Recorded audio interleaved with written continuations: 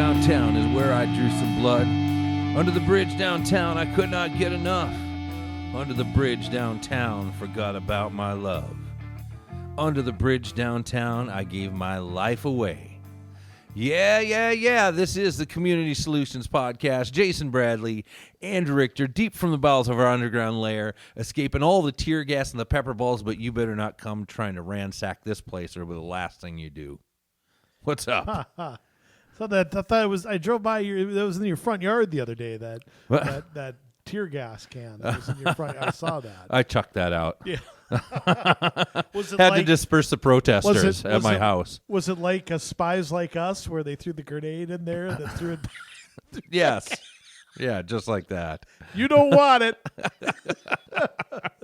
Well, it's just like once again, I saw you walking down the street doing the bushwhacker. Yeah. You were walking like that. What was going on? I was cleaning house. Oh, that's Yeah. what's happening. Jay, I know that song. Yes. That Bridge to Nowhere or whatever it was. What was it called? Bridge to somewhere? No. Well, I don't have to know the title, do I? Who did it? I think I know. Yeah. I think I know because I like to eat these things once in a while. Oh. No, the song. Am I on the right track? I think those are the Chili Pepper guys. The Red Hot Chili Peppers, Under the Bridge. Ha! Yes. That's one Good in a job. row again. That's good. Woo! Now let me get my computer working here. Give me 1 second. Here. Yeah. I can talk further. There we go. Yeah, I mean, things progressing in Brooklyn Center, shall we say. Maybe the wrong direction. That's regressing, I think. Yeah. Yes. You know what I'd like to see in Brooklyn Center? I'd like to see the entire police force resign. Just go home. And you can have your city pull everybody out of there, and you can have your city with no police. Mm-hmm. Let's see how that works. Let's just say there are a lot of other cities and organizations that sent police and sheriff's deputies and state troopers that are not very happy with Brooklyn Center. Well, and I mean, you know why they're there. They don't want a repeat of Minneapolis. They know if they pull out, the whole building is going to get set afire. We all know that that's what's going to happen. That's what they want. You know, we can't have a repeat of. Even Tim Walz is smart enough to see that, and they can't let that happen. So you can whine and pout about it all you want, but if you want to destroy things, okay, that's where your right to protest stops. Absolutely. So, you know, wave signs all day, but don't touch nothing. yeah, I mean, it's just it's not fair to be complaining about it when, you know, the and I'm not going to sit here and say most of the people are Peaceful protesters. I'm sick and tired of that. Hear okay? the fire sirens behind you. Yeah, Yes. I mean, that isn't the point. I mean, these aren't peaceful protests. Cops are getting pelted with things, and I'm sorry, but you know, if somebody throws something at me, they're going to get something thrown back at them. Yes. Okay, that's just period. Okay, you threw a pencil at me the other day. I threw a brick back at you. Okay, that's what happens sometimes. Okay, so you know, you're pretty good catching it. Yeah. So with my face, yeah. I didn't work out so well. Oh, for that me, was that but mark. Yeah. But I'll tell you what, it's gotten more. I've never seen such chaos. I mean, this is. Look, I've seen the chaos because Minneapolis was bad, because the mayor there and the governor were incompetent fools. We've got the incompetence back, but the swiftness of events Yes. that have happened so quickly here, where the city manager is ousted for asking for due process to an employee, which is sort of strange. I mean, it's sort of strange, like that you don't hear unions or anybody coming out and supporting that and saying She was the head of the police union. There's been crickets. I mean, yeah, there's been nothing Yeah. about that. You see the police chief resign. I don't really know why. I don't know what the chief did that was, you know, I mean, I thought the chief was very transparent. I thought he was, there's not a lot of chiefs that the next day would face the press and probably on the worst day of his career, I would imagine. Yeah. And then, so he's ousted. The officers now was arrested and charged officially with, I don't remember what, but I believe it was a manslaughter charge. I saw it yesterday and I don't remember, but I believe she's now released on bail or something, but I don't think she's in the state. Hopefully she's at an undisclosed location because her address and everything got leaked out to the media. They had to barricade her house, which is just sick. Horrible for her neighbors. Shame on anybody who went up there. You're a piece of garbage if you do that. Out there just disrupting people who have nothing to do with this. It's just sick. I mean, and you know what? I hope it continues. I hope because you know what? It's going to do nothing but turn just like what happened last year. The pendulum started to swing. Yeah. And unfortunately, we can't look at a case at an individual basis for some reason. I don't know what prevents us from doing that. I don't understand it. We're supposed to be innocent until proven guilty in this country. Well, you know what? That goes for the police officer and the person that they're arresting. Yep. Okay? Not for one or the other. You can't tell me you're libertarian or you're a rights advocate if you have a double standard for one or the other. Yeah. The officer is presumed innocent until proven guilty, and you can the same thing with the charges facing the young man who was accidentally killed. Okay, he's not guilty of something he was accused of in my book until the jury says he is. Absolutely. So I can't understand why people don't have enough brains to step back, and we're seeing it in the Chauvin trial now. I mean, at the end of the day, it's up to the jury, and True. That's our system, whether we like it or not. I didn't like O.J. Simpson walking out of the courtroom, but I didn't go burn a building down. Okay, right. So I mean, the law reads, and if he gets convicted, the attorney general has written his appeal for him. So I don't know. I mean, we'll find out. Board up your house, though, Jay. Yeah, I'll have to stop at Menards on the way home. Yeah, but how about the ridiculousness in Brooklyn Center today? Yeah. Okay, at 4:45. The mayor. Oh, we should say we're recording this a little earlier than Thursday normal. the 15th. Thursday the 15th. Yes. Happy Jackie Robinson Day. Yes, thank you. And since we don't have to pay our income taxes, we can celebrate Mr. Robinson without that pall over our heads. Yes. Tax day was backed up to whatever it is, May something or other. I don't know. They took really? May 17th, I think it was. I paid mine like last week. I paid mine, I believe, today. I was afraid to look. I'm afraid to get on my I don't like page. to pay the government early.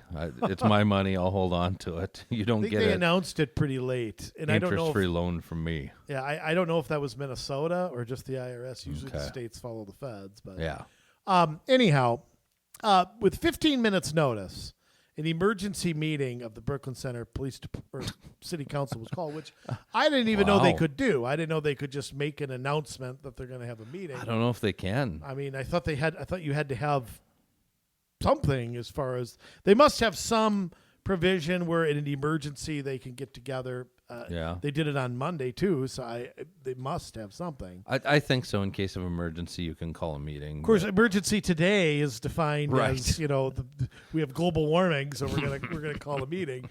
So I don't know the details. I'm sure it'll come out in time, but one of the council members actually showed up late, so they weren't informed about it. Or informed about it by the media or something like that. They went into a closed session. Nobody is happy with, the Brooklyn Center mayor owns all this right now. He's the egomaniac that ousted everybody and all that stuff. So he's Jacob Fry Jr. We might end up calling this guy. 'Cause, Yeah. It's pretty bad over there, but they ended up adjourning at 8:14 they announced a 10 o'clock curfew. So if you're like a business that was going to be open till 11, I guess you're not anymore. I mean, what morons. Yeah. And it was just chaos. They could barely get a motion to adjourn. I don't know what the hell went on. Yeah. But nobody's really, nobody's really happy with anybody. So I think it's pretty much just a cluster blank over there. And like I said, let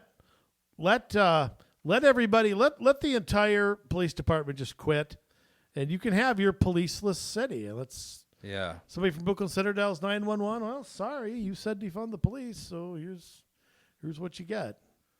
Right. You know? And I'm not the hugest fan of Hutch Hutch. Yeah. But I do have to say, Hutchinson, you mean? yes, No, that's what you say in football. Hutch. he released a statement today. Association similarly requested written confirmation of Brooklyn Center's request for mutual aid from the West Command Mobile Field Force, and I understand they are awaiting your response. If you, as the mayor in command of the police force, do not have authority to confirm the ongoing request for mutual aid, then I am asking you to provide this letter immediately to the appropriate decision maker, whether that is the acting city manager, the acting police chief, and or the city council. So he's not very happy. Well, you get Hutch all in a hutch. Yeah, he said that the actions since Sunday evening have created significant confusion. Yeah. It's crazy. They're not even sure, I guess, if they're supposed to be there by the sounds of that. If they want them or not. Well, with all due respect to Hutch, if you're not sure you should be there, you should just leave. Yeah. I mean, I understand that. By the way, where was he in Minneapolis? Hutch? Yeah, I mean, when Minneapolis, where was the sheriff's office? Weren't they over by the Federal Reserve? I don't know where they were, but I don't remember hearing much. From old Hutch when that was going on. But I mean, I think that's a nice, polite way of saying what are we supposed to, what are we supposed to be doing here? I think that the council has made things substantially worse. They passed resolutions that they didn't want their officers using pepper spray or using any tactics at all to defend. So they left it to the National Guard and the other cities and sheriff's departments to defend everything. Yeah. So it's kind of like, well, wait a minute here. I mean, you call us in and then, Yeah. I found some further notes from the secret meeting of theirs. Oh, did you? Oh, yeah. Our friend over at Crystal, Minnesota Police, Chief Revering, Stephanie Revering, yes. She was there as a representative of the Minnesota Chiefs of Police Association. And she got shut down, it sounds like. She was trying to speak at the onset of the special city council meeting, and just from the notes I have here, there's some very obvious this is from Darren Sukram. There are some very obvious dysfunction going on at the Brooklyn Center City Council meeting. Even the acting chief needs to raise a hand to be recognized in this Zoom disaster.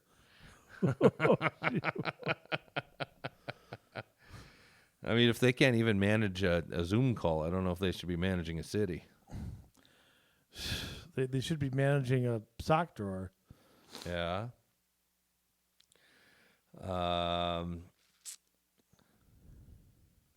Yeah, she's explaining exactly why the West Command Field Force is there and what their mission is. No mincing words. She's wanting to make certain Brooklyn Center leadership knows they need to use force when necessary if they want assistance in protecting the city.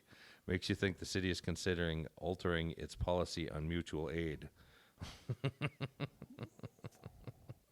Yeah, I think that's a good idea. Yeah. And I honestly think city councils ought to be, I mean, to me, they've got something to say in that about where their police force is used. Yeah.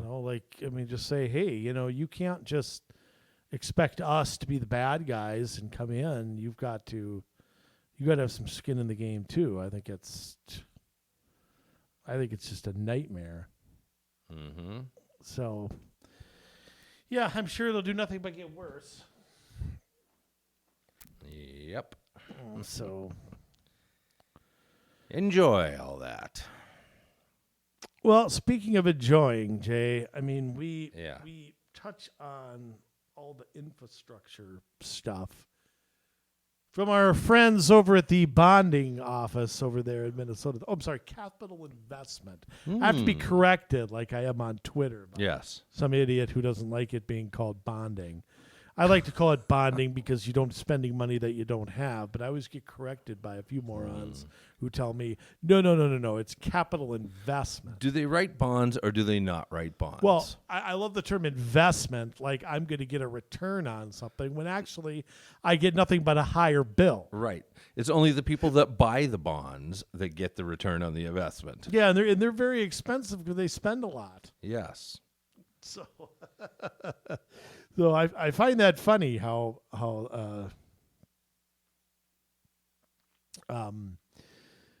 I can't say that it was that it's a bonding bill. I have to call it capital investment. But we have something similar going on at the federal level. The President of the United States, Jay, Yes. who must have gotten out of bed this day, or I don't know what happened. Somebody wrote it for him. Certainly he had little to do with it. All he's done is sign things that have been written for him. Has a, quote, infrastructure bill being, I don't know if it's unveiled or considered, or I don't know where we are in this process. But we know that, as we've talked about with the state bonding bills and so on and so forth, there's always winners and losers at the local level. Yes. When things like this come in. And what we term infrastructure is a little different than what I would call it. This is just going to be another COVID bill, I think, where every little thing gets thrown into something, and I'm quite concerned about this. The Speaker of the House has indicated that she wants this bill passed this summer. Wow. And I don't think really cares all that much what's in it or what the consequences are or something like that. Mr. Biden, again, up from his nap, considers this a once-in-a-lifetime infrastructure bill. Is it really? Actually, once in a generation is what he called it. Is it really? When you have all this money you're spending and then you wait a month and spend that much more, and then seems like this is becoming a weekly occurrence. Well, the thing I don't understand is I don't understand how 90% of this falls under, quote, infrastructure. And there's some things I think that are going to affect local government that, again, are not getting much play, as they rarely do. I mean, rarely do you see the effects of these things. And you're going to see the effects of this bill because I don't think Republicans are going to stop this. They may issue harsh words. They may putz and putz about the cost. But as we've seen, it'll go to reconciliation. They don't care. They don't care of spending $1 trillion here, $1 billion there. I don't think they can stop it, though. I mean, I really. think they can. I think there's enough Dems to cut this bill down significantly. That may happen. And let me say something. There are infrastructure things that are the federal government's responsibility. Mm-hmm. I mean, there are interstate highways, there are airports, there are things like that under federal jurisdiction that I'm sure need upgrades, need work, need whatever. Mm-hmm. And if that's all this bill was, I could live with that. Yeah. Okay, I mean that's what we We allegedly. don't want anyone to die Well, while and that's crossing a bridge. That's what we allegedly pay a gas tax for. Although we all know that gas tax goes wherever it goes. Right. Especially at the federal level. At the state level, it's slightly different. But, and I want to highlight a few of these things. I mean, I don't even know what order to take all this in, Jay. But Okay. $2.3 trillion infrastructure plan. Okay. And of course, we can't delay. That's another thing about Biden because he probably won't be alive long enough to see it come through. But he.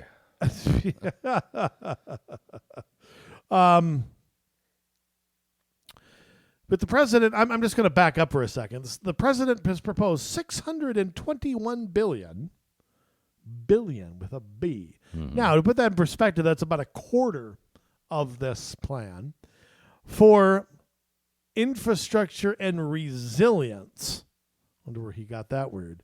Including repair and construction of roads, bridges, transit, and rail service. Wow.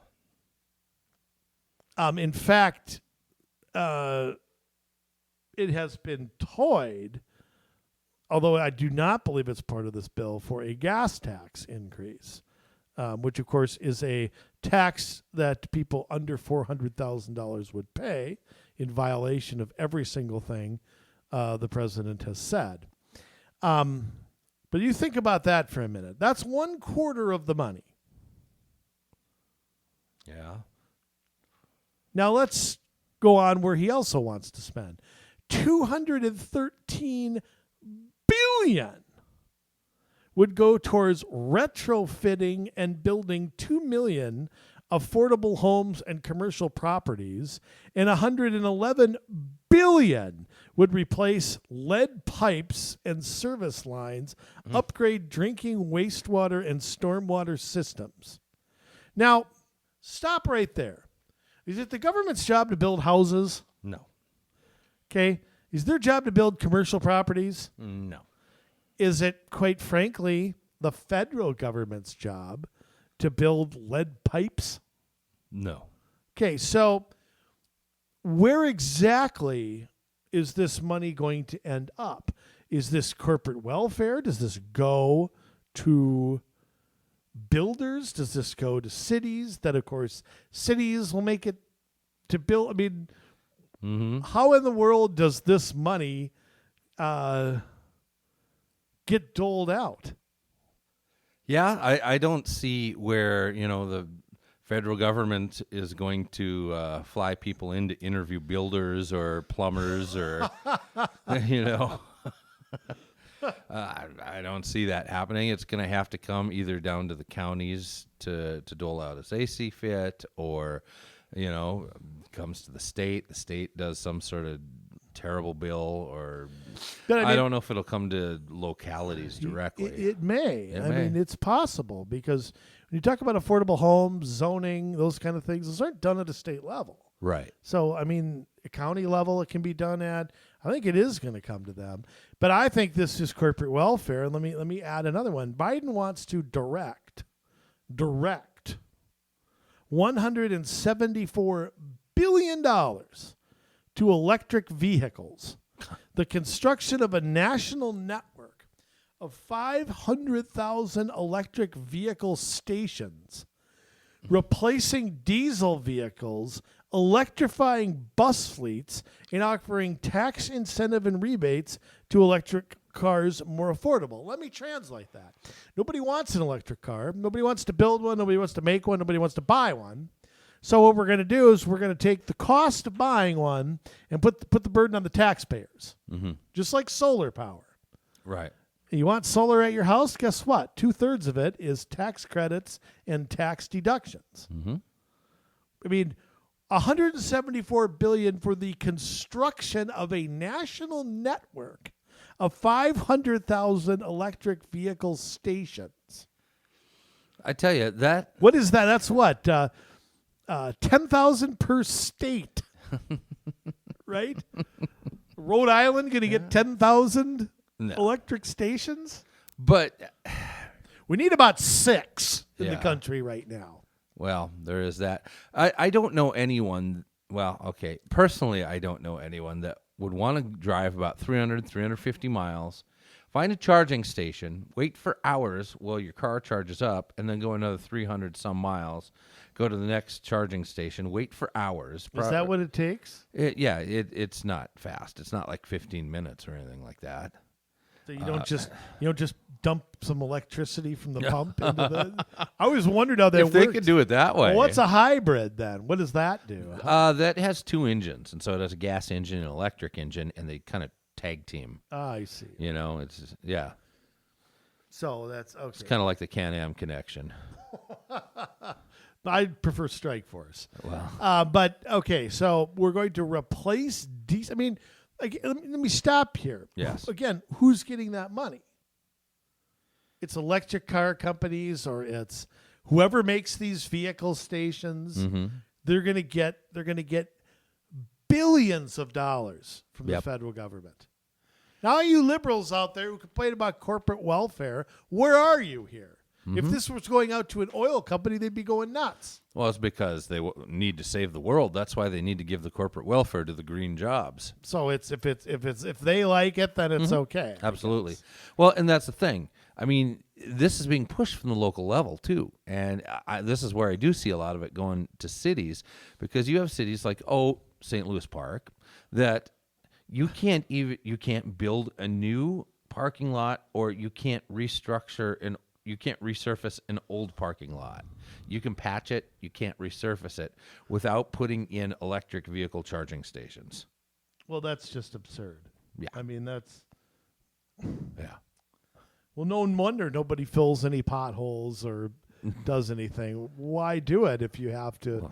If you have to add something like that? And let me tell you, if the taxpayers are subsidizing it, it's not going to make it very cheap. There's no incentive to have a market cost to something like that. Right.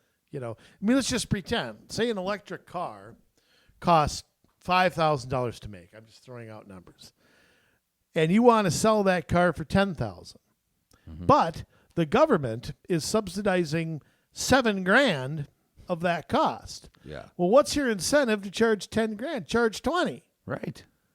Because $7,000 is covered by somebody, and that's why the price never goes down. See, if an electric car were out in the free market and there was demand for it, Yeah. the price at some point would keep coming down. Mm-hmm.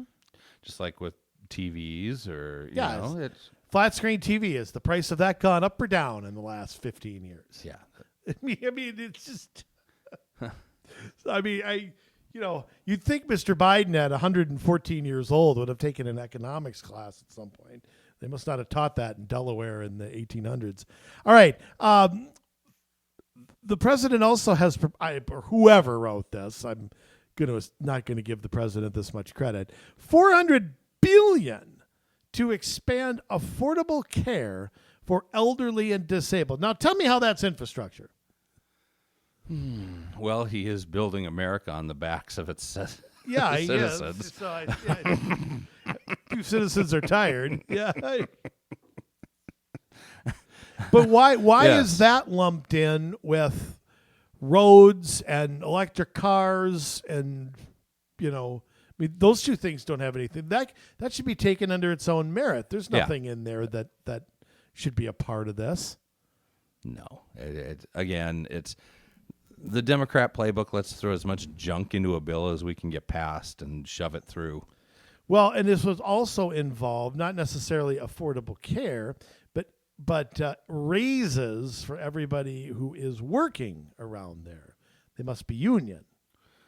Working around In nursing homes or green job it doesn't sites? say. Oh, Affordable care for the elderly and the disabled. okay.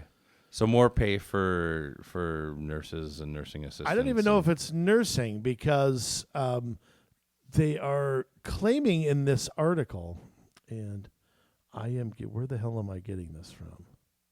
The USA Today. So if they're wrong, tweet them, okay, that the average person there is making $12 an hour. Do you believe that? What do they do? Change bedpans? They got to be making more than that. I don't Probably, believe that. yeah. That's I would BS. guess. Um, I mean, depends how many janitors they hire, I guess, or lunch counter people. I don't know. I don't know. I mean, I have no idea. But, I mean, everything else, aiming to make the country more competitive against China, and Mr. Biden has been a part of making China a bigger country, Yes. and other nations, the plan would pump $180 billion into research and development in technology and climate science. This includes $50 billion for the National Science Foundation to invest in new technology. Who are they? Who's the National Science Foundation? Is that a government agency? Is that an NGO? I mean, who are they? I don't know. I have no idea who they are. $40 billion to upgrade outdated research labs. Yeah, they can't get by on 38. $35 billion to build technology to address the climate crisis. Isn't that what people like Elon Musk are doing? Yeah. I mean, what do they need $35 billion? Why don't you just let the private sector adjust to that? Yeah, well, because we won't hit our Great Reset goals to be carbon neutral by 2030 or Tell you what, you can 2050 or shove your whatever it is. carbon neutral. And here's another thing. $10 billion for research centers at historically black colleges and universities. So we're going to designate this. This is a black school. This is a white school. Mm-hmm. We're going to do the black schools are going to get the money, and the hell with you honkies. That's what we're going to do here. I mean, we've fallen back, Biden said after waking up. I thought we were building back. I So now guess we're we've falling fallen back? The Wow. rest of the world is closing in fast. We can't allow this to continue. Critics will say we shouldn't spend the money. What do we get out of this? Well, they said the same thing when we flew into space for the first time. You ought to know, Biden. You were 68 years old then. The plan calls for $300 billion in manufacturing spending. It is headlined by $50 billion for a new federal office to monitor domestic industrial capacity. Isn't that called the Department of Labor? Yeah.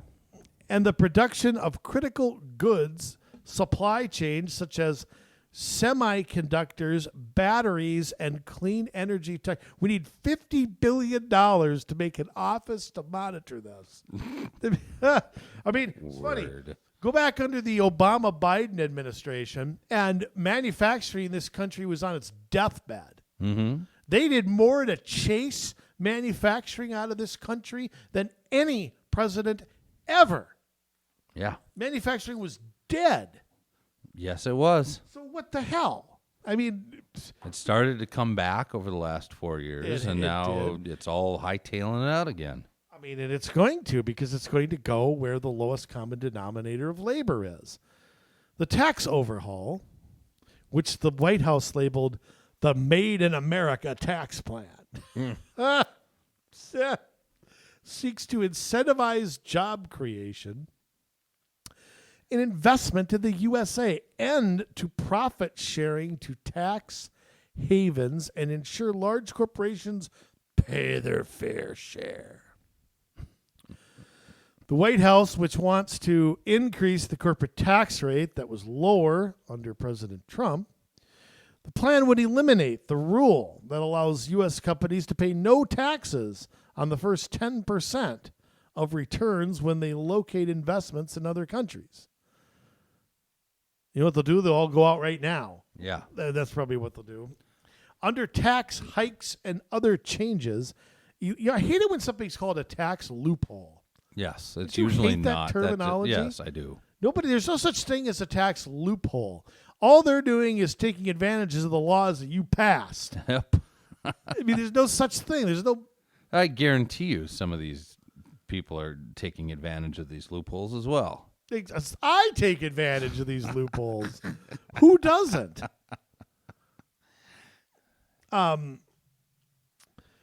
So there's all these tax increases on a part of it. The transportation czar, one of your friends, right, Jay? Oh yeah. The mayor of where was he from? Buttigieg? Yes. Buttigieg? Cleveland. No. Cincinnati? It's, where's Notre Dame? Oh, he was in Indiana. South that's Bend, right. Indiana, South Bend, right? Indiana. Yeah. Um, Sorry, he came in and out of my national consciousness long time ago. Yes, that's right. It's Mayor, Yes, he Mayor is. Pete. he is saying that the infrastructure bill should focus on climate and social justice. How do you do? That's how do you infrastructure. How do you do social justice with a street? What's a social justice street? Oh, bike lanes, of course. Rapid bus transit. Well, what's social justice about that? I mean, to me, it would be. Well, everybody knows that these people don't think that minorities can make it on their own. They've got to have government-provided methods to get around. Well, here's Buttigieg's answer. Yes. In the United States, transportation is a leading contributor to climate change, contributing to a pattern of extreme weather events, which take a toll on our. I can't even read this. A toll on our infrastructure. Buttigieg told the committee, every dollar we spend rebuilding from a climate-driven disaster is a dollar we could have spent building a more competitive, modern, resilient, is that word again, transportation system that produces lower emissions. So every time we've had a hurricane or a tornado, it's been because we drove too much? I guess so. Says, when does driving cause the weather to change? Were there no I watched Wizard of Oz. Yeah. Was there no tornadoes 100 years ago? I think what's happening, and I'm speculating, but what's happening is that we're building homes and living in places that we weren't 50 years ago, and therefore we are the closer we live to the coast, the more people move south. We're getting hit with storms. They're not going to some rural area. They're getting hit. They're hitting homes and things like that 30 years ago weren't there. Right. People move closer to the ocean and they end up paying for it. It just kind of boggles my mind that to think that there weren't weather events or natural disasters. I mean, there's been natural disasters as long as there's been history, Yeah, and I mean this is also the administration that has floated. I can't recall what it was, and I'm not able to find it, but floated changing the gas tax to do a per mile. I mean, I can't remember what the term was, but they want to somehow change the gas tax to nail people who drive more. Or I don't know what it was, but you know what? If you drive more, don't you use more gas and pay more? And again, we're getting back to this. We're getting back. Oh, okay. Here it is. One idea is changing the way the motorists are charged to use the roads, bridges, and tunnels. How about we charge the bikers? Yeah. Aren't they using the roads too? And Absolutely. The sidewalks? Charge a toll to walk, maybe? I mean, you do it for cars. I mean, the current system relies on gas tax where drivers pay for the fuel they use. Oh, really? USA Today, that's some hard-hitting reporting. But if the increase of fuel-efficient vehicles and President Biden's push to wean the country off fossil fuels, which will not happen, Democrats and Republicans are warming to the idea of charging based on a vehicle miles traveled system based on how far people go. Now, how are you going to do that? So I buy a fuel-efficient car, but see, I'm not paying as much in taxes. Yeah. So they're not collecting as much money. So now they got to find a way to get back in my pocket. Mm-hmm. How are you going to figure out a vehicle miles traveled without putting a chip or something in my car. That's exactly what they'll do. That's why right now a lot of these insurance companies put this in, what are your driving habits? And not that they're using that for anything nefarious. They're lowering your rates when you do the right things. But it's conditioning people to have things put in their cars so that it's not going to be a big deal when the government decides, hey, we need that info. Well, I mean, are they selling that information? I mean, No. What are Not they doing currently, with it? to the best of my knowledge. What do you mean I'm doing the right things? What is that supposed Not to mean? speeding, not driving erratically, not stopping really hard. Well, what if a dog runs out in front of me? Yeah. I mean, Is your should I rather just keep going 45, kill the dog so my insurance goes down? Should I run into the deer or Yeah, should I stop? Exactly. You're going to have a bigger insurance bill if I hit the deer, I'll tell you what. Yeah, deer. That's like hitting a brick wall. You might as well just ram into a light pole or something. Hey, no joke. I mean, my mom hit plenty. I mean, she was a fine driver, but we lived in the Mama Bradley speeding around. No, we lived kind of back in a wooded area growing up, and it was dark. A lot of street lights, and I know once a deer trotted out, another time a bear trotted out, and she hit a bear. That was. Oh, I can't bear to think about that. That was. I can tell you what. There was a time, back when I worked overnights. Yeah. That I ended up not working this night and didn't know about it till after dark. And I said, you know what? I'm up. I was going to go to my cabin for the weekend. And I just decided to drive in the middle of the night, which probably wasn't the smartest thing to do. Not going up that way. Yeah, of course. Taking 169 all the way up, right? All the way to Grand Rapids. Yeah. And then going 19 miles north of the city. There's that no man's land in between, and there's a lot of deer. I'm on County Road 49. Mm-hmm. My dog, Jack, my old dog, was sleeping on my leg in the front seat, and a deer was in the middle of the road. I was getting tired. I was very close to the lake place. So I was, when the closer you get, the less you pay attention. Right. And I had to swerve around this deer, probably was on two wheels. The deer never moved. The deer just kind of stood there, was like it was chewing gum or something like that, just kind of snorted at me. And the whole expression of deer in headlights. Yeah. I mean, the deer sees you coming and just kind of, all right, well, I guess you're going to have to move. I came around the corner and I was awake after that. Oh, Let's yes. put it that. That'll wake you up fast. I've had a couple jump in front of me, and, good thing I'm watching. But yeah. But I'll tell you, when you look at this infrastructure stuff, Jay, I mean, when you look at, again, the bring it back to the local level here. I mean, you talk about fleets of electric vehicles. Is that school buses? Is that cop cars? Is that fire engines? Is that, are they going to have to be, quote, retrofitted? What does that mean? What's a house that's retrofitted with green technology or what? Yeah. Who is that? Who decides that? Who gets the, what's the cost of that?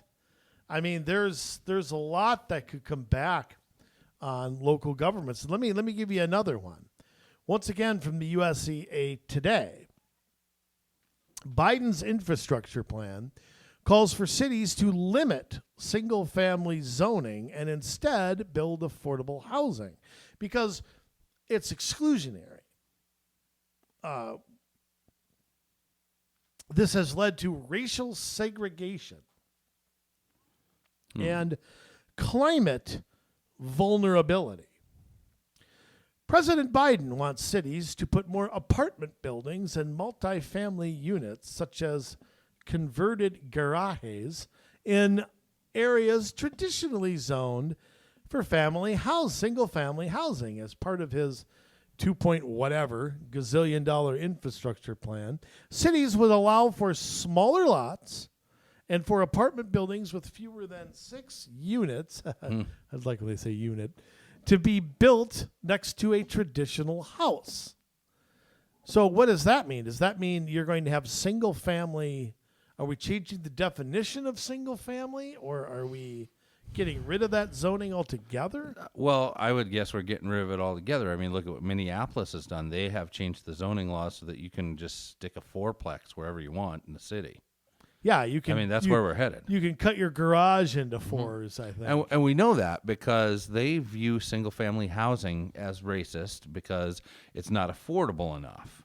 Well, whose fault is that? I mean, Yeah. who decides the interest rates? Who makes the banking laws? Who puts the taxes on all these houses? I mean, why aren't they taking any responsibility for what they've done to cause this? Because they're in government. Yeah. They don't take responsibility for anything, Andrew. Well, and you might ask, how are they going to do this? I mean, current zoning laws that favor single-family homes, known as exclusionary zoning. Yeah. That's what they're now called. Yeah, you're being exclusionary to minorities because yes, they've there's disproportionately no renting. hurt low-income Americans. Well, then get out of low income. I mean, many of them can't afford to buy a big lot of land. Well, you don't have to. Who's saying you need a big lot of land? Some people don't want to. Leaving them trapped in crowded neighborhood, earmarked in the past for black and brown residents. What? While families able to move into single-family areas in the suburbs. So you want to take the inner city and plop it out in the middle of Andover. Yeah. I mean, that's what they're saying. They're saying we got too many honkies in this area, and we got to get some chocolate chips in this vanilla shake. That's what they're saying, right? Got to mix some chocolate chips in there. Biden's proposal. Now you might say, well, how are you going to do this? I mean, can't a city just say F you? Screw you, Biden. Go change your diaper. Can't they say that? Sure, but they're not gonna, because Biden's proposal would award grants and tax credits to cities that change zoning laws to bolster more equitable access to affordable housing. What's a tax credit to a city? On April 15th, do they take a deduction on their taxes before they mail them in? Never heard of a city getting tax credits. Yeah, I don't know. I know what they are. Maybe they get some of their residents' federal tax money in their coffers. It wouldn't surprise me. They split it with somebody or something. Yeah. I don't know. Maybe the tax credits are going to go to the builders. I mean, that could be. That's a possibility too.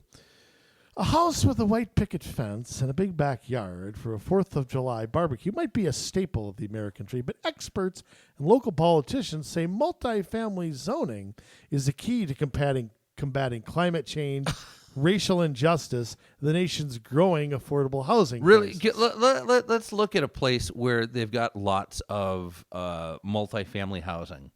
Let's take middle of Bombay, India, where they have shoved so many people together and it's filthy and there's smog everywhere. I'm not saying anything bad about India, but I'm just saying you're going to the more people you shove together, the less clean it is. And haven't we learned anything from COVID-19 that the more people, you want to know why low-income people are being hit hardest? Because they're in situations like this. Mm-hmm. They're dependent on transit. They got a lot of people living around them. They're living in mixed use. The ones who do drive are getting hit with higher gas taxes. They're working at lower income jobs where they can't work from home. Mm-hmm. And that's what's, if anything, we should be getting people out of there. Yes. The goal should not be to increase this. It should be to decrease this. You're always going to have poor people. You can't legislate equality. No. If it were that simple, we just write a law saying everybody has to equal outcome. Well, it doesn't work. Okay? It don't work. Right. So, what? The U.S. Housing and Urban Development Secretary Marcia Fudge told the USA Today. Sorry. Just thinking of possible middle names for her. Said that the administration plan would support communities. Mellow. Marsha Mellow Fudge. Shut up, will you? Would support communities looking into undue housing practices that too often discriminate against people of. Oh, that house over there is racist. Yeah. That house, that picket fence, that's racist right there. Why do you have a white picket fence? Why do we have a rainbow colored picket fence there? Let's make it more politically correct. Yeah. The result of this sort of investment will be critical to the housing options for low and moderate income families. Well, you know what? Low and moderate income families. What happened in the 2000s when we tried to give out loans to people who did not qualify for them to get in houses that they couldn't afford? Surprise, they stopped paying. Oh, wow. And they all got what? Foreclosed on. And where did they end up? Right back where they were. Yep. And you're trying to force the same cycle to happen again. Lower and moderate income people have little choices on anything. I was there once, okay? You have to work your way out of there. Mm-hmm. There was a time where I made $8 an hour, okay? Let me tell you, I got out of there as fast as humanly possible. Yep. There was a time I had to ride the bus, and let me tell you something, I got out of there as soon as humanly possible because I sat there with the most miserable people on earth. Soon as I could And afford most of to them start outweighed driving, me. I quit taking the bus. I know. But I mean, Yeah. getting people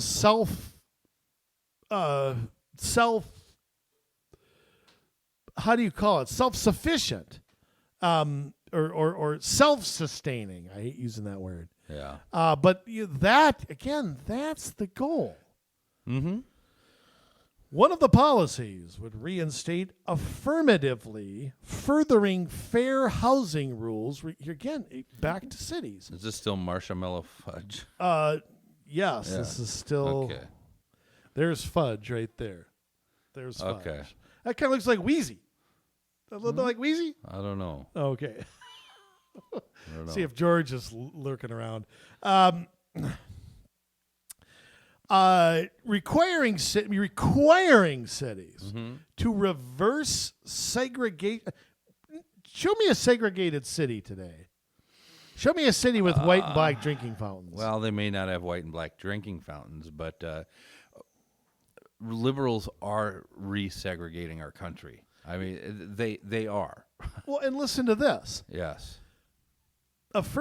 They want to reverse segregation or risk losing federal funds. Really? You'll threaten that, but if illegal aliens run around in cities, you won't do that? And how about that? How about that contributing to this problem? Yeah. And of course, Biden, I'm not going to do nothing about that. Federal policy was designed to protect people from discrimination whenever they are renting or buying a home, but regulating land use and zoning is largely a function of local government. Biden's infrastructure plan could significantly increase federal say over this by threatening them or incentivizing them Yes. to change course. Oh. Mayor Raz Barach of Newark, New Jersey, said his city plans to take full advantage of the federal dollars Of course it does. to bolster a 10-year master planning process and increase access of affordable housing for black and brown residents. Have you ever heard that? Black and brown resident. Boy, talk about racist. I know. Jesus. I get criticized if I say Chinese instead of Asian. These a-holes can just say black and brown all day. We also need more funding to create solutions such as 2 and 3 family homes that can ensure intergenerational wealth building for black and brown families across the country. Really? Wow. Why don't you just buy a bigger house? I mean, if you have 8 people living in a house, Jay, isn't it more likely you could buy something bigger with 8 people? Yeah, I mean, if they're working. You know, if you got grandma and grandpa, that might not be easy. If you got Oh, they might have 7 Social kids. That Security might or not be something easy, coming. you but, know. yeah. But Mayor Rosalind Bliths of Grand Rapids, Michigan, thank God they didn't say Minnesota, yes, said she looks forward to reviewing the details of the of course she does. eventual infrastructure bill, but thought her city of approximately 198,000 residents was way ahead of the curve because they eliminated exclusionary zoning 12 years ago. A majority of municipal governments have refused to eliminate zoning restrictions. It's not zoning restrictions. Now, I say this because I do have some reservations about zoning, but it's different. Like Houston doesn't have any zoning laws at all. Really? No. They're like the only, at least big city in the United States where they don't have zoning laws. They seem to do fine. I mean, people don't build amusement parks right next to somebody's house or whatever, but, theirs was, their approach is very Texan, being liberty-based versus trying to be equity-based to, it's, if it fits, let's build this here. Let's, versus we need to plan. We need to get rid of zoning restrictions so we can plan what our city looks like by making sure that we put this in and that in, allowing for this to occur. Well, basically what you're doing is you're either pulling back to let the market make that decision, or you're pulling back to let a central planner make that decision. And that's what's happening with these cities. It's not the same. Houston is allowing freedom. This is all central planning. Environmental scientists and advocates have welcomed Biden's proposal, saying that zoning changes and increased density in cities has the potential to mitigate climate impact for low-income residents and those of color. Many people of color were shut out from home ownership during decades of systematic redlining practices where financial institutions limited mortgage loans and housing insurance to residents in specific geographical areas. That is bull. Let me tell you something.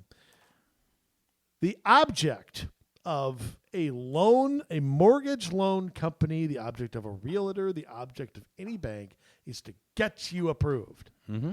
They want you. They make money when they give you a loan. Exactly. They don't want to deny you. They find any reason they can to approve you. It's the opposite of how this is set. There's federal programs for first-time home buyers that don't need anything. There's no systemic racism in that. Come on. Get serious for a change. Heat-related illnesses led to record-breaking deaths and other natural disasters in the last decade, according to the American Public Health Association, a Washington-based organization for health professionals. Though the maps may no longer have red lines on them, the patterns and boundaries they establish are harder to undo, said Stephanie Rosendriff of a Florida-based attorney and urban policy teaching assistant. Oh. How'd you like to bring her home for Christmas?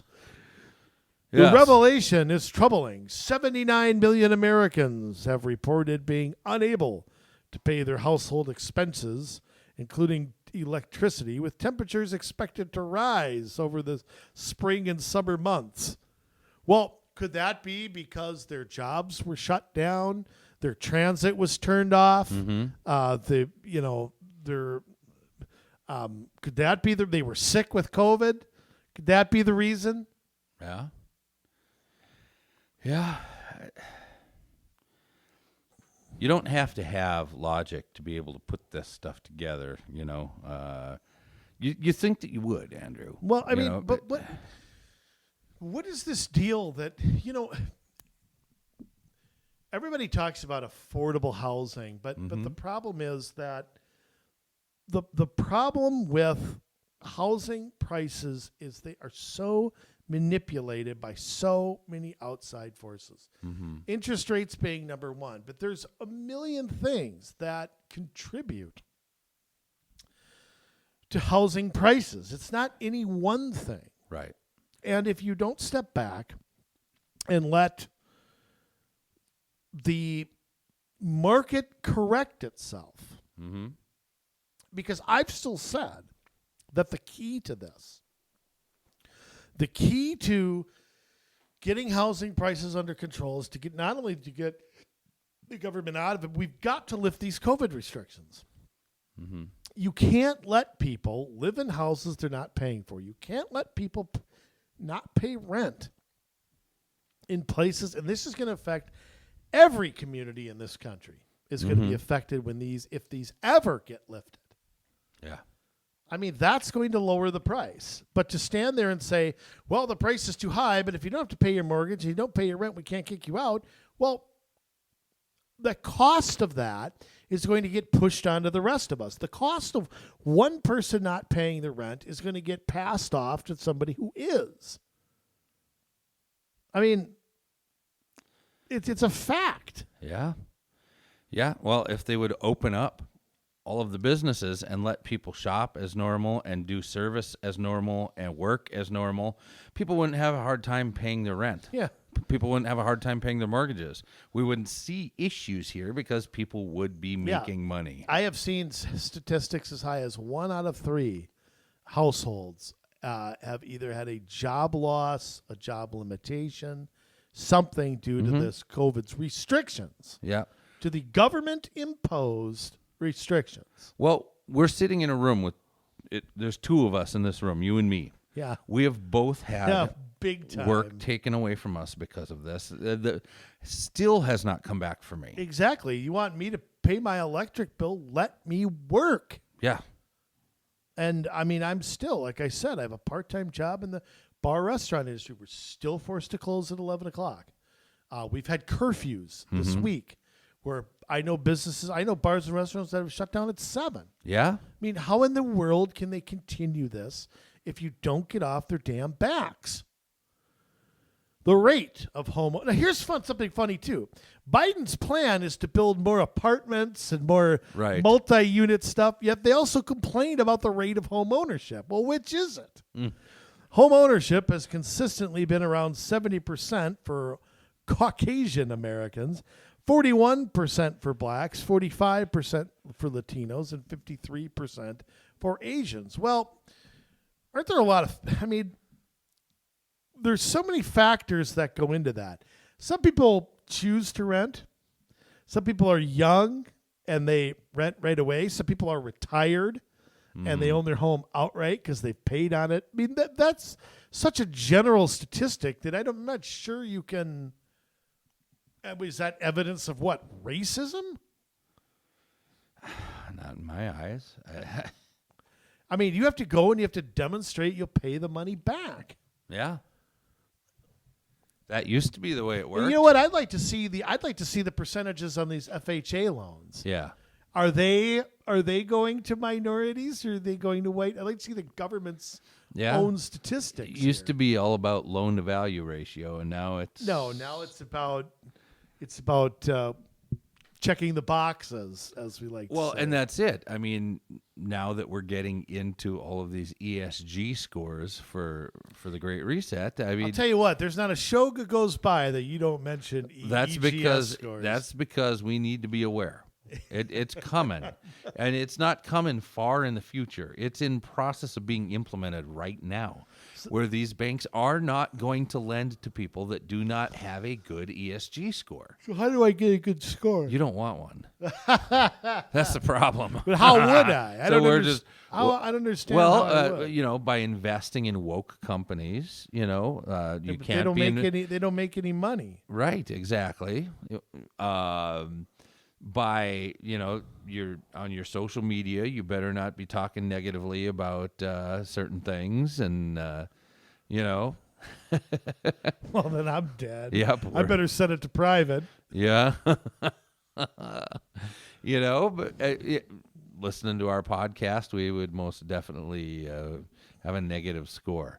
But I mean, this is where it's going, where they want to be able to manage what people do by giving them this score that limits what they are not able to participate in.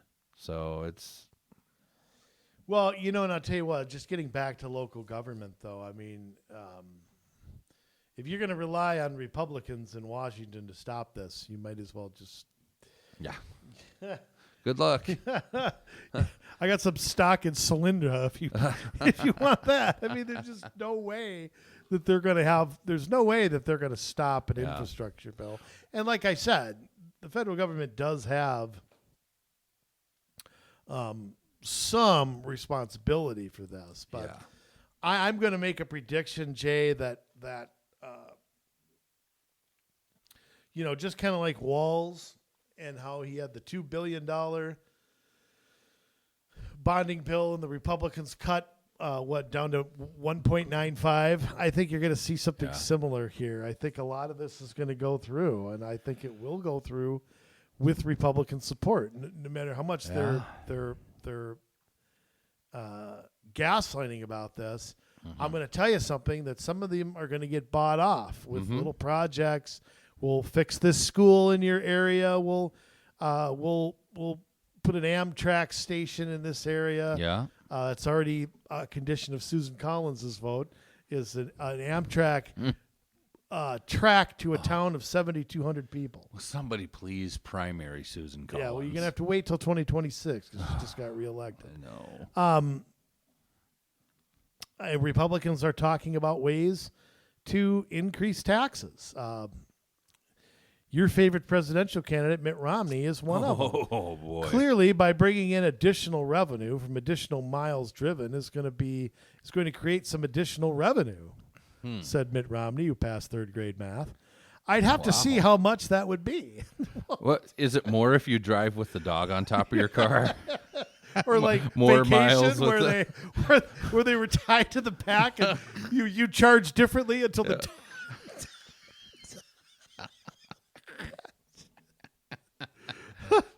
Romney said it is not clear if the counter will be offered by just Republicans. Oh, yippee. Or a few Democrats have criticized Biden's plan size or substance, and some have expressed concerns about the tax hikes as the funding source. Senator Deb Fischer of Nebraska, ranking member of the Senate Commerce I'm at Politico, by the way, Transportation Committee, suggests Republicans could propose splitting the package into several bills. Oh, okay. So we'll take the $2.3 trillion. Yes. Instead of passing it as that, we'll just pass it as $500 billion here, $500 billion there, $600 billion there. That's wonderful. I mean, I agree that it should be separated. Yes. But it should be way less. Passing all this in 5 smaller bills is no better than passing it all at once. If you want road users to pay for it, have a bill that deals with only roads. Well, again, how about we make? I'm not even going to get into it. I don't even want to. Meanwhile, Democrats are continuing to push forward with hashing out their plans. On Wednesday, House Transportation Committee Chair Peter DeFazio told reporters he's expecting to get comments on the bill from the Department of Transportation this week. Look, they're just going to jam it through. Yeah. But I'm telling you, it's not going to go through like this, but it'll go through 80 or 90% and will get Republican votes. I don't care what they say. Enough will get bought off so that I bet this passes with a fairly comfortable margin. Do you think they even need Republican votes? Do they need 60 yeah, for this? I think they do. They do at least for procedurally, cloture, right? Yeah.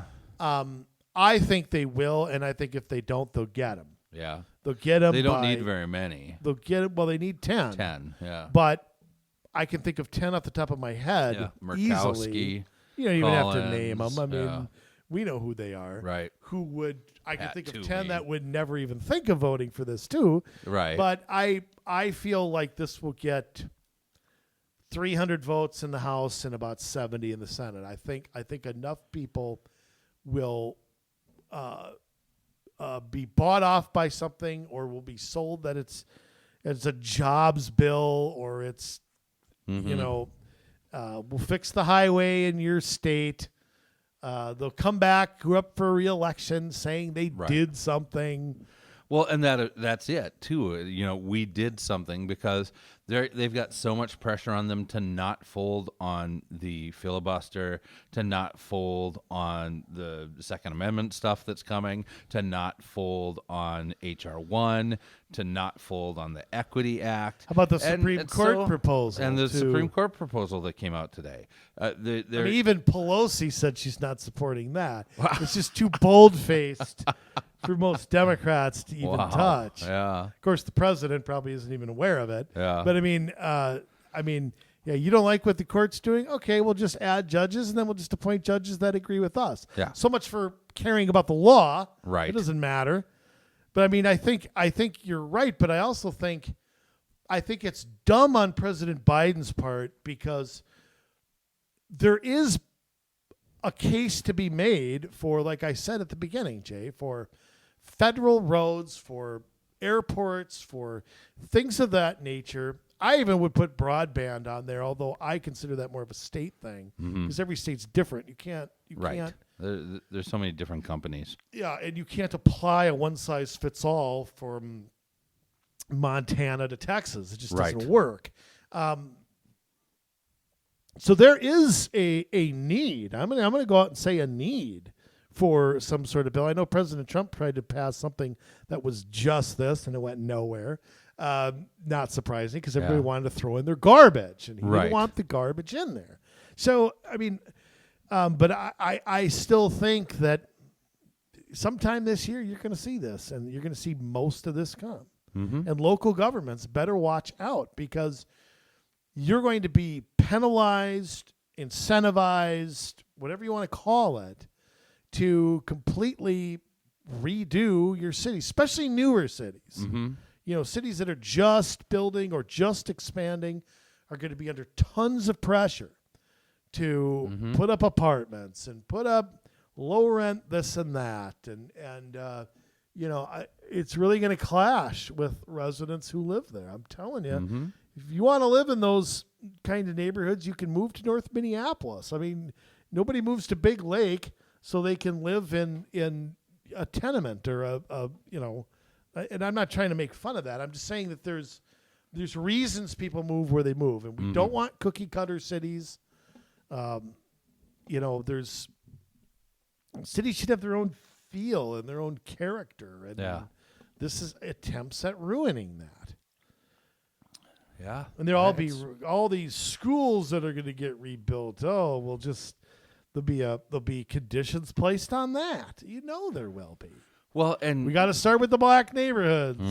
Sorry, but it's racist to build a school over here, even though that school's crumbling more than that school. We're going to do it in the neighborhood that is doing what we want to. It's more of the shell game. Right. So,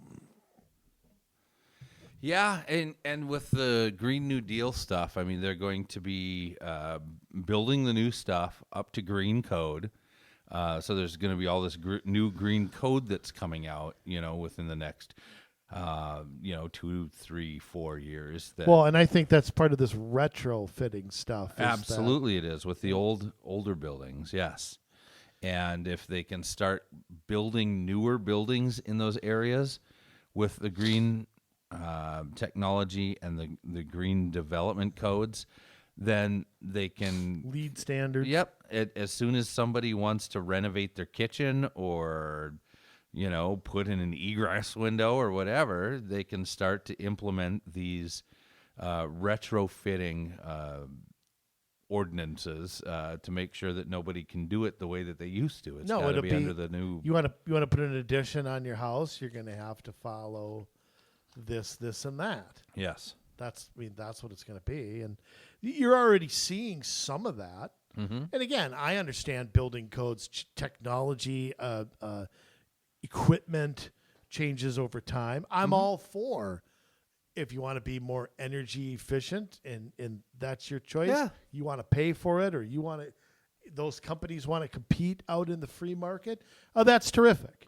I'm not about choice, and I'm not about being. I am about choice. I'm not about mandating things. I'm about choice, but I'm not about being wasteful either. I think we should have the most efficient, best, whatever that we can have.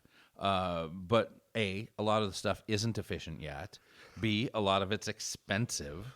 And C, The technology just isn't there yet to No. make it what it will be. it can be. Yeah. It will be.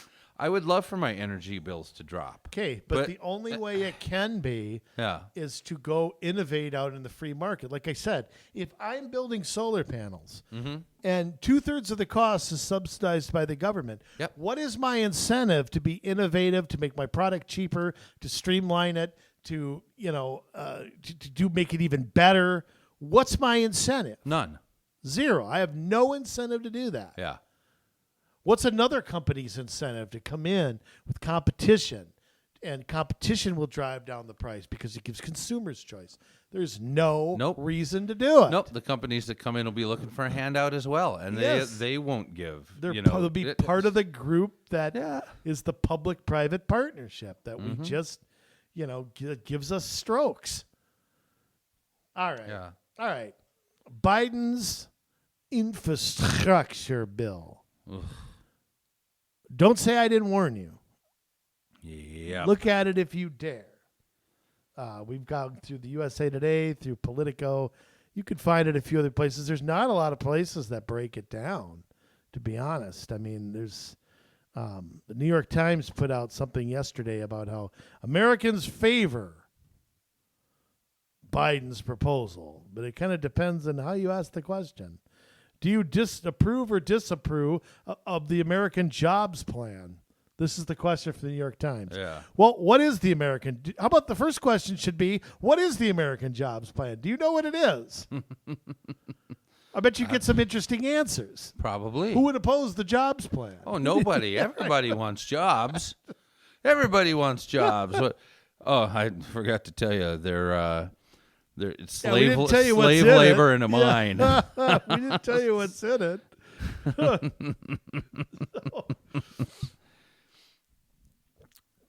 Yeah, they come up with such great names for these bills that it's like wrapping a. But that's the Yeah. thing. When you look at the questions they ask nothing about the things we just talked about.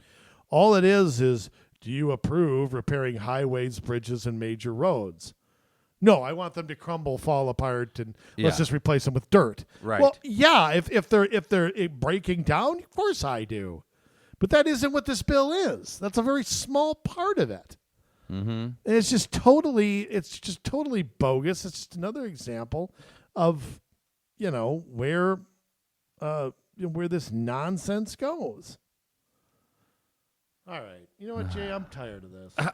I'm just tired. You're just pulling the plug like that, huh? I am. Because it's just, again, I mean, you want to read this, you guys, what I brought to you was from the New York Times. We'll have to update this as it goes. I mean, something's going to pass. It's Yeah. like the bonding bill. Something will get through.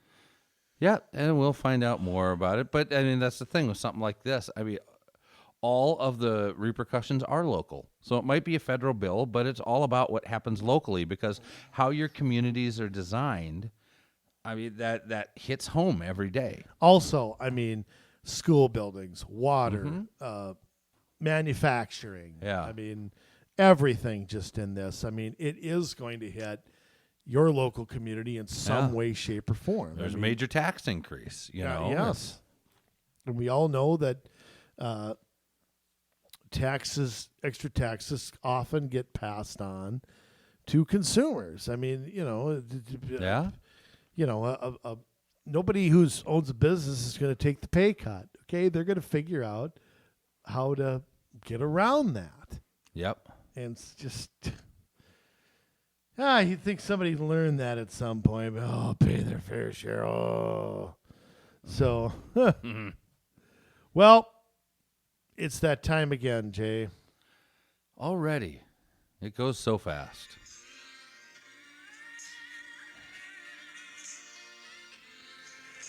The women love them, the men want to be them. Styling and profiling, jet flying, limousine riding, wheeling, dealing, son of a gun. The sign-off sermon. Words of wisdom that you must take note of, you must make a part of what inspires you, my friends. SOS. I present, with great privilege, Community Solutions' own Jason Bradley. Thank you, Andrew. I got nothing for you. No. No. You know, I may in real life, I may be kind of a quiet guy, but I do have a passionate message that I've got to pass on, because we are living in unprecedented times, and we're sounding the alarms all over the place because things are in free fall. You know, our cities are in a tailspin. I mean, we look at what's going on with what we opened the show with and what we talked about last week with Brooklyn Center. And you think that can't come to your town? You have law enforcement in your town, right? Just takes one person, the wrong person, getting shot, getting tased, getting, I don't know, dying somehow. And, you know, all these people get bussed in and flown in from all over the country. I mean, it's not just the local people. You're going to have some people locally that are upset, but they bring in all the professional agitators from all over the place. And all of a sudden, you're living in the middle of a circus, and you're afraid for your family's life. Is that really the way we want to live? It's not the way I want to live. I don't choose to live that way. I'll stand up every day for peace in my community. I'll stand up every day for freedom and the ability to have a say in the way that my city is run. You know, but that's not the case everywhere. We don't always get to have a say because we elect people that have this vision that they know what they're going to do and they know better than you, and they're not going to listen to you no matter what. When you have somebody that is that proud, you need to replace them with somebody that understands humility, that knows how to listen, that knows how to incorporate your vision for your city into his or her vision for their city as well. Because a lot of this has just been too much. Too much black powder jam-packed into the keg. All we got to do is light the fuse and walk away, and we got a mess to clean up. Well, we're sitting on top of a powder keg. It's ready to blow. You know, we see this with every passing time that somebody that shouldn't die is killed. You know, but we don't hear anything about, the 97 police officers that have died in the line of duty. Way more, you know, than the number of people that have been killed by police, but we don't pay attention to that because it doesn't fit our narrative. Well, police deserve it because they're just racist. I don't know about you, but sometimes I have a hard time interpreting the world in which I live. Sometimes I have to stand back and I have to look at it, and it doesn't make a lot of sense. But what does make sense, it's really up to me to promote it. I can't just sit and let the things that don't make sense to me take hold and be promoted and move forward and be ingrained in society. No, I can't do it. So I got to be a part of the solution. I got to stay in the place that I've been given in order to make change and see things happen. You know, we're kind of given a realm of authority, if you will. We're all given talents and skills and abilities and gifts in the way that we interact with the world. And they only really mean anything when we use them. You know, if we choose to sit on it for 60 years and never employ the kind of, never practice these things that we have buried deep down inside of us, then what's going to happen? They grow dormant. So we got to walk in them. We got to practice them. We got to say that I'm going to be ready in season and out of season. And when the challenge comes, it's not going to pass me by. I'm not going to lose. So what do we do about that? Well, it's pretty clear that we have to take a stand. We have to make sure that what we say and what we do enters in to the public discussion that gets a place in polite society. Because let me tell you, they're trying to erase everything that we are, everything we believe, everything we want to say, and they try to twist the truth so that they can get society lined up against us. Although yet if they palled around with us for any length of time, they would see we're just normal people trying to do the best we can for our families, trying to do the best we can for our friends. And it's really, that's it, and maybe we don't agree on everything, but we don't have to. We just have to be working hard together to love each other, to put God first, our family second, our country third. We're able to do this, but it's going to take some time. It's going to take some work. And that's really our calling here, is to go out and make the world a better place, and to teach people what we know, and to bring them along into discipleship where they're learning from us. And we're learning from them, but we grow, and our views, I don't want to say they change immensely. Sometimes they do, but sometimes it's just tweaking them to the point where we understand it enough to walk in it with power, to walk in it with decision-making ability, There's too many times we're timid, and we can't be timid anymore. I said this, we were doing a video class earlier today for a group, and we can't be afraid, Sometimes we are, and everybody gets afraid. I get afraid. Andrew gets afraid. We all get afraid. Whenever we're doing something new, whenever we're in uncharted ground, whenever it's something that we don't really like or we don't understand. But perfect love casts out all fear. And if we work and we walk in love, think about our children, our grandchildren, our parents, our siblings. And if we learn to do things out of love for them, then we can learn to do them out of love for our neighbors, for our community. So just stand in that. It's all about love. And we can do this if we're willing to walk it out the right way. It's true. All you got to do is make a commitment and say, I'm in.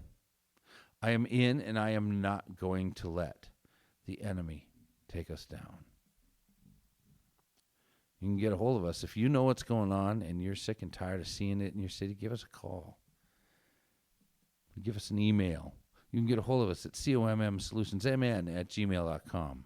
That is commsolutionsmn@gmail.com. And we would love to help you out and tell you how to do it, how to do what we've done in our city. We know that you are capable. So let's talk. Let's do this. Let's work together, and let's make things happen. Why? because we love you, Minnesota. But now it's your turn.